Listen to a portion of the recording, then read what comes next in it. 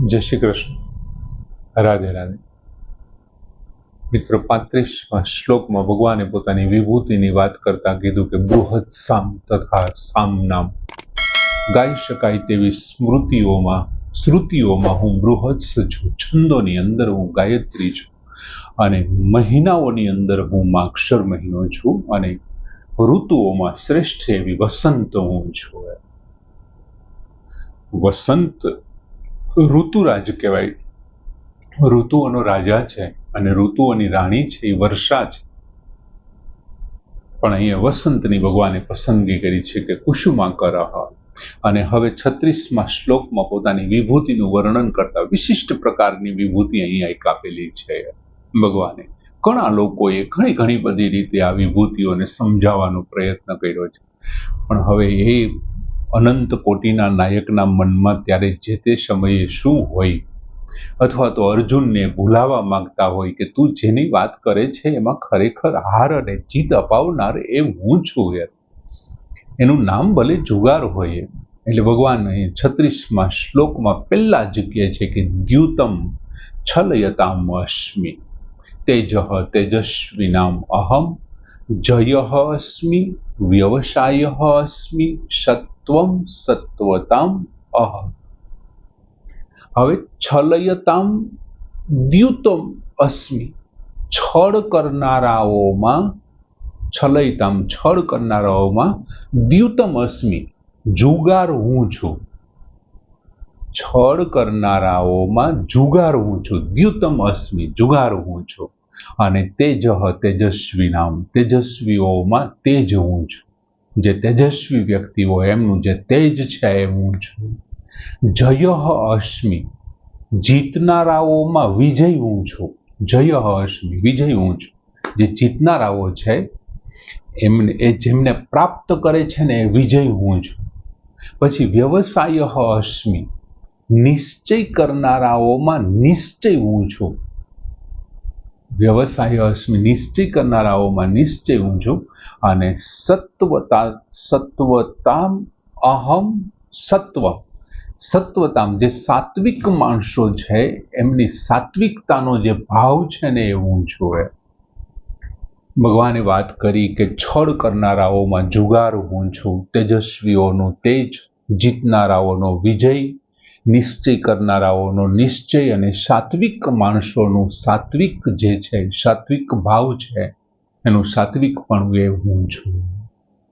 હવે ભગવાન અહીં એવું પહેલા કહે છે કે છળ કરી અને બીજાનું કોઈ રાજ્ય લઈ લઈએ, કોઈ વૈભવ લઈ લઈએ, કોઈ ધન લઈ લઈએ, કોઈ સંપત્તિ લઈ લઈએ, કોઈ પણ રીતે છળ કરીને, માની લો કે મેં એક કોઈ બહુ સારું લખાણ કર્યું છે, એ મારું લખાણ કોઈ ચોરી લે અથવા વાંચી અને પોતાના અક્ષરમાં લખી અને બીજે આપી દે અને મારી કીર્તિ છે એ પોતાના નામે લઈ લે, તો એ છળ થયો.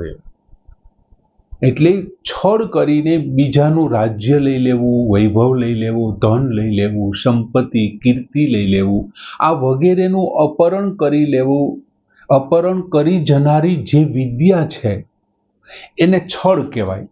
અને એમાં સૌથી શ્રેષ્ઠ એ વિદ્યા કઈ છે તો કે જુગાર છે. કોઈ વસ્તુ તમારે કોઈની ધન સંપત્તિ, રાજ્ય, વૈભવ લઈ લેવાની જે કપટ કરી અને અપહરણ કરી લેવાની જે વિદ્યા છે એમની શ્રેષ્ઠ વિદ્યાનું નામ છે ને તે જુગાર છે. ને ભગવાને એ જુગારને શું કીધું? પોતાની વિભૂતિ બતાવી. હવે અત્યાર સુધી બધી બાબતમાં એવી શ્રેષ્ઠ વિભૂતિઓ બતાવી છે. હવે આપણને એક અહીંયા શંકા થાય કે ભગવાને જુગારને પોતાની વિભૂતિ બતાવી હોય તો જુગાર રમવામાં દોષ છે નો, તો પછી જુગાર રમવામાં દોષ શું કામ રાખવો એમ?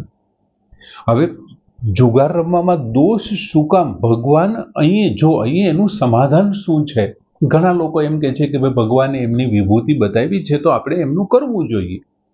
હમણાં આમની પહેલાનું આપણે જોયું હતું, પ્રજનનશ્ચ કંદર્પઃ, હું પ્રજનન માટેનો કામદેવ હું છું, એવું ત્યાં ભગવાને કીધું હતું. અહીંયા બસ આવી જ ઘણા લોકો એવી વાત કરે છે કે ભાઈ ભગવાનની વિભૂતિ છે એટલે અમે જુગાર રમીએ, એક રીતે તો અમે ભગવાનનું જ સન્માન કરીએ છીએ. ના, એવું નથી. ભગવાનની એ વિભૂતિ તરીકે ભગવાને એમનું વર્ણન કર્યું છે કે છલયતામ દ્યુતમ અસ્મિ, છળ કરનારાઓમાં હું જુગાર છું. પણ આપણે એક સમાધાન અહીં આપણને એ મળે કે શાસ્ત્રોમાં નિષિદ્ધ કર્મો અને વિદિત કર્મોની વાત કરી છે કે ભાઈ આ કરવું અને આ ન કરો, આ કરો અને આ ન કરો. આ કરોમાં એક મોટું લિસ્ટ આવે, આ ન કરો તો કે ભાઈ મદિરાપાન ન કરો, વ્યભિચાર ન કરો, દ્યુત ક્રીડા ન કરો, એટલે કે જુગાર ન રમો એવું શાસ્ત્રોમાં કીધું છે. ભગવાન અહીં વિભૂતિનું વર્ણન કરે છે. વિભૂતિનું વર્ણન એટલે સમુદાયમાં જે શ્રેષ્ઠ છે એમનું વર્ણન છે, સમજાય છે? જે સમુદાયમાં શ્રેષ્ઠ છે. ઋષિઓમાં, મુનિઓમાં શ્રેષ્ઠ તો કે ભૃગુ ઋષિ, તો એ મારી વિભૂતિ છે. સ્ત્રીઓની અંદર શ્રેષ્ઠ કોણ છે તો કે એક આ સ્ત્રી છે જે ભૃગુની પુત્રી છે, ભૃગુ ઋષિની પુત્રી, તો એ પણ મારી વિભૂતિ છે. એમ જ્યાં સમુદાયની શ્રેષ્ઠતાનું વર્ણન થતું હોય તો છળ કરવાવાળી જે વિદ્યા છે, જે છળ કરવાવાળી વિદ્યા છે, એ વિદ્યામાં શ્રેષ્ઠ કોણ છે તો જુગાર છે. એટલે ભગવાને કીધું આ મારી વિભૂતિ છે. છલયતામ અસ્મિ દ્યુતમ, એ મારી વિભૂતિ છે. પણ શાસ્ત્રો છે એ શું કે છે તો કે એમાં એ નિષિદ્ધ કર્મ તરીકે શાસ્ત્રોમાં, તો એ નિષિદ્ધ કર્મથી આપણે દૂર રહેવું જોઈએ. એમનું સમાધાન બહુ સરળ સમાધાન એમનું આપી શકાય એમ. પૂજ્ય ગુરુજી રામસુખદાસજી આ પ્રમાણે સમાધાન આપેલું છે જુગાર બાબતે. આ મારો મત હું નથી રજૂ કરતો, હું જે કાંઈ રજૂ કરું છું એમાં 80% એમને ફોલો કરું છું. એમ બીજા બધા વાંચન કરું છું, પણ એમ છતાં મને લાગે છે કે બધા કરતાં સરળ ઉદાહરણની બાબતમાં આજે પણ હું સ્વીકારું છું કે ઉદાહરણ આપવાની બાબતમાં વિનોબા ભાવેનું જે ગીતા દર્શન છે એ બાપ છે, માની ગયા. તત્વચિંતનની બાબતમાં લોકમાન્ય તિલકજીનું જે ગીતાજી છે, ગીતા રહસ્ય, એ પણ ખૂબ સારું છે. એટલે ઘણા બધા સારું છે. પણ પૂજ્ય રામસુખદાસજીનો જે સાધક સંજીવની ટીકાની અંદર જે ઉલ્લેખ છે એમાં જુગારનું જે સમાધાન આપેલું છે. હવે બીજું એક આપણે જોઈએ તો ભગવાન છે એ દરેક જગ્યાએ સંસાર, આખા સંસારમાં એ વ્યાપ્ત છે, સમગ્ર સંસારમાં. તો પછી તમે એને જુગારમાંથી બાકાત કેવી રીતે રાખી શકો? હાલો, ઈશ્વર સર્વવ્યાપી છે અને જુગાર છે એ કોઈ એક જ જગ્યાએ છે બ્રહ્માંડમાં, અમુક જગ્યાએ, તો ત્યાં પણ ઈશ્વર રહેલો છે, એમ પણ એમને બાકી ન રાખી શકાય. બીજું, કોઈ સાધક પહેલા જુગાર રમતો હોય, પહેલા જુગારી હોય, અત્યારે એ સાધક છે અને એમને કોઈક વખત જુગાર યાદ આવી જાય તો જુગારનું ચિંતન કરતા કરતા એના મનમાં એમ થઈ જાય કે આમાં હાર થઈ કે જીત થઈ, તો ઘટના છે ઘટનાના સ્થળે છે, પણ હાર અને જીત જે આપનાર છે ને એ કોણ છે? ભગવાન છે. એ હાર જીત છે ને એ ભગવાનની વિભૂતિ છે, જુગાર છે. જુગારમાં હાર અને જીત તો થાય, આ જે બે થાય છે ને એ ભગવાનની વિભૂતિ છે. તો હારે છે તો પણ એ ભગવાનની કૃપા છે, જીતે છે તો પણ એ પણ ભગવાનની કૃપા. આમ એની વિભૂતિ છે. આવો કોઈ ભટકી ગયેલો સાધક જો એ ફરી પાછા જુગારના ચિંતન, જુગારને યાદ કરે તો જુગારનું ચિંતન ન કરવા માંડે, એટલા માટે ભગવાન કદાચ ત્યાં પોતાની વિભૂતિ મૂકી કે એમના મારફત તું અહીંયા મારી પાસે પાછો આવી શકે. એમ પણ ભગવાનની ઉદારતા હોય. બીજું, આપણે જાણીએ છીએ કે વર્ષોથી આ માણસે શું કર્યું યાર, તો કે સંસાર અને અસત વસ્તુમાં જ આપણે પ્રેમ રાખ્યો છે, એમની સાથેનો જ સંબંધ રાખ્યો છે. અને આપણે જો એ માનેલો સંબંધ છૂટી જાય, એમની સાથેનો માનેલો સંબંધ છૂટી જાય, તો આ જુગાર સાથેનો સંબંધ છૂટી અને હાર જીત આપનાર ભગવાન છે ને એમની સાથે જો સંબંધ જોડાઈ જાય, એટલા માટે ત્યાં જુગારમાં ભગવાને પોતાની વિભૂતિનું કદાચ વર્ણન કર્યું હોય. પછી આવ્યું છે તેજઃ તેજસ્વી નામ અહમ. આ શબ્દ હે શબ્દ ભગવાને જ્યારે પોતે પરા અને અપરા પ્રકૃતિ સમજાવતા હતા ત્યારે કારણરૂપ વિભૂતિઓ સમજાવી હતી, ત્યારે વાત કરી હતી કે જે દેવી સંપત્તિવાળા લોકોનું જે તેજસ્વીતા છે, દેવી સંપત્તિવાળાના પ્રભાવનું નામ તેજ છે, એમનો જે પ્રભાવ છે, અને તેનાથી પાપી પુરુષ છે ને પાપ કરતા પણ અચકાય છે. આપણે જંગલની અંદર ઘણા એવા દ્રશ્યો જોઈએ છીએ કે અમુક સાધુને ખભા ઉપર પક્ષીઓ બેઠા હોય, ખિસકોલીઓ રમતી હોય છે, કૂતરા બાજુમાં બેઠા હોય, બિલાડા હોય, નાગ બેઠા હોય. આમ હિંસક પશુ પક્ષીઓ પોતાની હિંસાને છોડી અને સાધુના તેજની અંદર આવી જાય, એના પ્રભાવમાં આવી જાય છે અને એના સ્વભાવ બદલાવી નાખે છે. ઋષિઓના આશ્રમમાં એટલે તો આ બધા સાથે રહેતા હતા, સિંહને એ બધા. એ તેજ કોનું છે? ભગવાન કહે છે તેજ તેજસ્વીનામહમ. એ તેજસ્વીઓનું તેજ છો એ હું છું, જે એમનો પ્રભાવ છે એ મારો જ.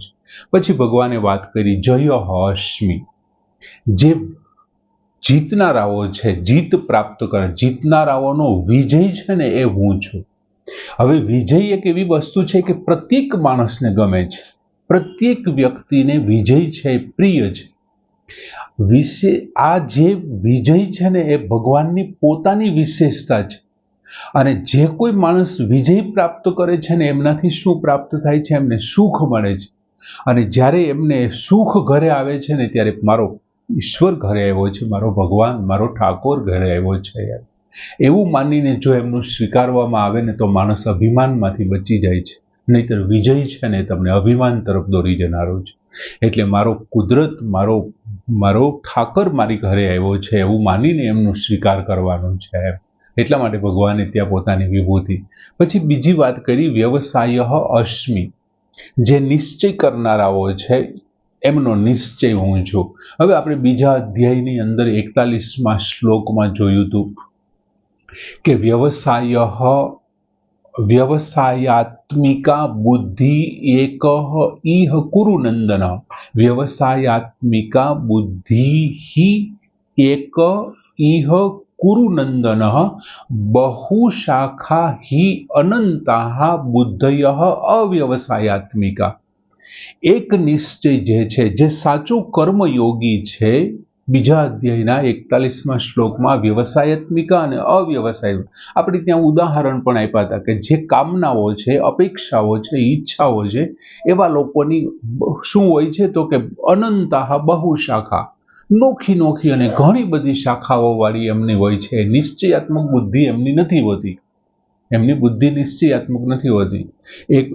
એ માની લો કોઈ નિઃસંતાન વ્યક્તિ છે, સંતાન પ્રાપ્તિની ઈચ્છા છે, તો એ એલોપેથિકની દવા પણ લેતો હશે, આયુર્વેદની પણ લેતો હશે, હોમિયોપેથિક પણ લેતો હશે, નુરાનીની લેતો હશે, અને એ સિવાયના બીજા 2-4 ભુવાના ને એના તાવીજ ને આ ને તે ને ઘણું બધું કરતો હશે. શું કામ? ભગવાને કીધું બહુશાખા અનંતાહાશ્ચ અવ્યવસાયાત્મિક. જ્યારે વ્યવસાયાત્મિકા છે, જે નિર્ણયાત્મક છે વ્યવસાયમાં, એમનો વ્યવસાય હશે નિશ્ચય હું છું. મારે પરમાત્માને પ્રાપ્ત કરવો જ છે, આવી જે મારામાં નિશ્ચય આવ્યો છે, કોઈ વસ્તુ પ્રત્યેનો નિશ્ચય, એ હું છું. એટલે તું પરમાત્માને પ્રાપ્ત કરવા નીકળ્યો છે. અને પછી છેલ્લે ભગવાન કહે છે સત્વમ સત્વતામ અહમ. જે સત્વગુણીઓ છે, એટલે કે સાત્વિક મનુષ્યો છે, એમની અંદર રહેલો સત્વગુણનો જે ભાવ છે, એમના જે ભાવ છે, એમનું જે સાત્વિક આચરણ છે ને, એ મારી વિભૂતિ છે, એ હું છું.